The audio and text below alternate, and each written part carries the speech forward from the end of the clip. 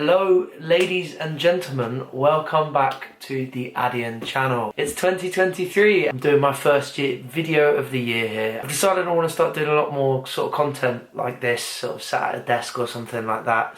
I thought I'd see in the year and I'd see out 2022 and I'd do like a top 5 albums of the year list for me. I've chosen albums that I like a lot of the time. The album had to be released last year, it can't be end of 2021 or anything like that. Has to be released this year. The albums I've kind of chosen are ones that I really enjoy, so this is my opinion. Please don't take it entirely to heart. The albums I've kind of chosen as my top 5, one were genuinely my top 5 albums of the year. Also albums by artists that I feel also kind of deserve to get a bit more of the limelight because of how good their music was this year. Alongside that as well, I will supply standout tracks to each album, so my favourite track off the album, as well as a little for fans of. You can kind of get a sense of what the album sounds like. I'll put links in the description to all of the albums that I choose as my top 5, so you won't be out of touch there.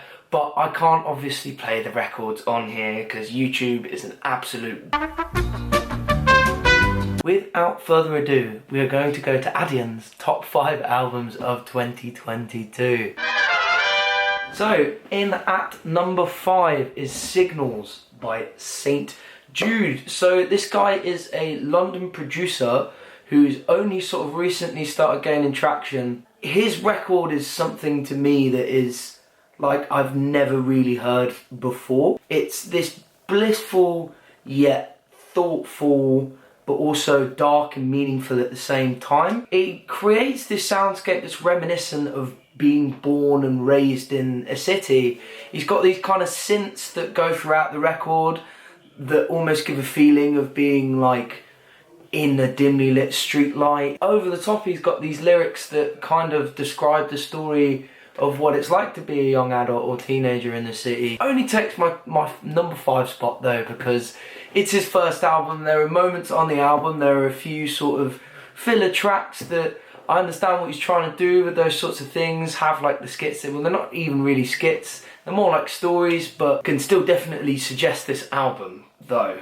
That being said, because it is utterly stunning. The standout track on the album by hands down is No Angels.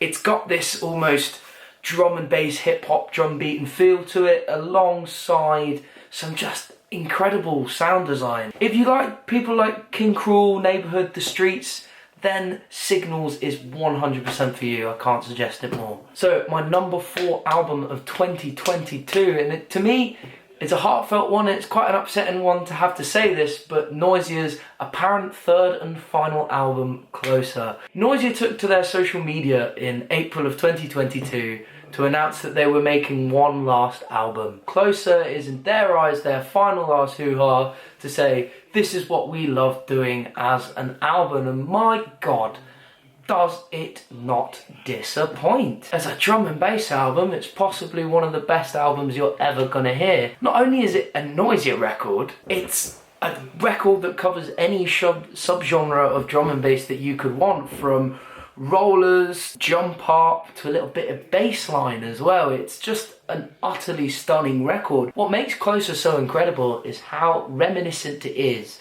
of all 3 members of the supergroup Noisia. Not only that though, the features and the collaborations they did on this record are just incredible. Like, I've got a list of them here. Even if you're an electronic music fan, it's enough to make you cream. Camo and Crooked, Dylan Brady, the producer of 100 Gex, Imanu, Caracal Project, Halogenic, Sleepnet, Skrillex. You've got Upbeat on there as well. Honestly, there's so much incredible gifted talent that's on this record that Noisia have decided they want to be like their last little thing, and they're using that to boost smaller artists. So don't quote me on this, but the band have said that this is their last album, and I don't entirely know if it's their last album. They have been releasing a few remix albums recently. However, but to know that this could be the last bit of original music they've ever done, it's just an incredible, heartwarming tribute to what is one of drum and bass's pioneers of the genre. Best track on it is Shift.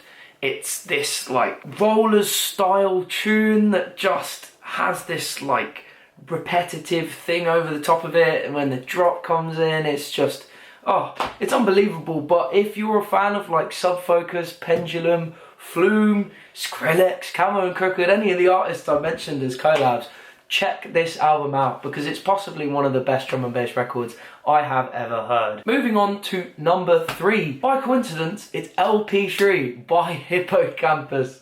Indie Pop 5-piece Hippocampus returned for their first album in about 4 years. They've been kind of keeping quite quiet for a period of time and like teasing a sort of update and a sound change and maturity over a long period of time. In February it all culminated in LP3. It's just such a diverse album for the genre of indie pop. It takes elements from the indie pop genre from all kinds of places. The track Boys, which sounds very, very much like something the 1975 would do. Then you've got tracks like Semi-Pro that are almost reminiscent of something like Wallows. And then you've got a track like Ashtray. It's like math rocky, it's got Foals in it.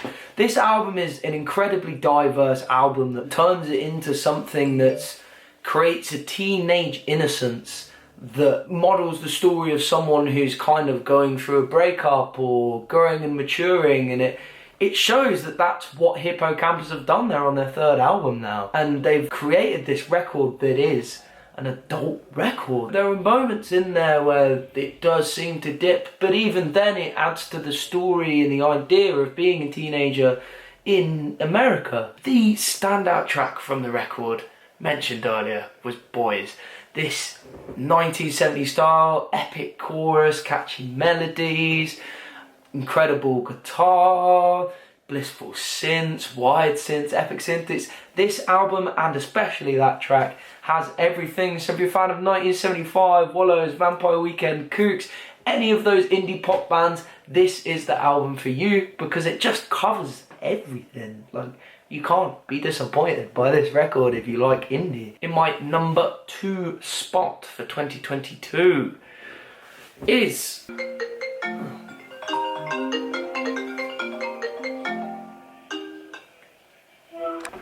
See you later, bye. I don't know if my angles are right here. On to album number Dose. It's The Non-Perishable by Toby Lou. During the COVID-19 pandemic, Toby Lou was doing a lot of releasing, but it really skyrocketed him. He's come out the other side of it, he's not really done anything in 2021, and he's been spending the past 2 years creating an album. And The Non-Perishable really, really hits. It's a very emotional record detailing a breakup and emotions that come with that sort of thing. In this trip-hop record, not only does Toby experiment a lot with sound and lyrics, he also details every single part of a breakup. In this trip-hop album, Toby Lou covers all the kind of emotions that come with a breakup, really. Loss, denial, acceptance eventually. And not only that, he just brings so much influence from everywhere. I mean, you've got something that sounds very metal at one point, something that's almost very lo-fi, and then moving on to something that's very trippy, something that's very similar to something like cloud rap. There's just so many influences in there. My only one gripe with it would be that it's only half an hour in length. I just wish it was a little bit longer, but even then, it's an incredible record. It creates a joyful sound throughout the whole thing that will, no matter what, when you listen to it, lift your day up. The standout track for me, though, however, is 2 Hours Plus featuring T-Pain. Not only has it got the legend T-Pain on it, it's got possibly one of T-Pain's best verses I've ever heard in a song detailing just emotion and sadness of losing someone, which is just chef's kiss good. If you're a fan of Tyler the Creator, Brockhampton, Coat of the Friend, any of that sound rap, lo-fi kind of stuff, then this album is 100% for you. Right, the number 1 spot, the top dog of the year for me. Drum roll, please. I probably won't put a drum roll in post. Few Good Things by Saba. I can't point any flaws out in this record. It is utterly stunning. a prominent member of the rap group Pivot Gang. Saba started off this 2022 with a self-reflective rap album that covers so many subgenres. He goes from hard boom bap all the way to lo-fi, to things that are nice and emotional, all those things. The album is a direct follow-on from his 2018 critically acclaimed record Care For You.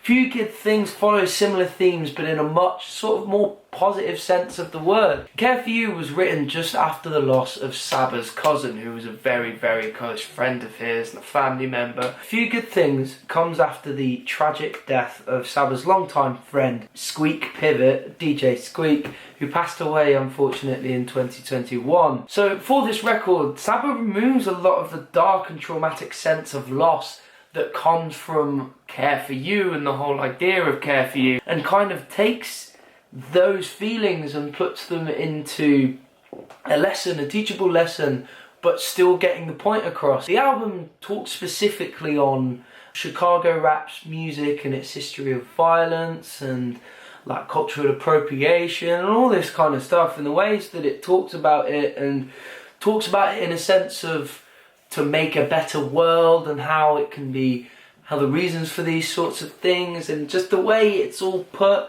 together, the songs on the album. It really is a journey from start to finish. Not only that, but alongside the album as well, he's done like a 40-minute film that details the story. It tells the story of what he's trying to get across. So I'll put the link to that in the description as well. I can highly suggest going to watch it, because it is unbelievable. It is really goddamn good, especially for someone who's kind of done a lot of this independently.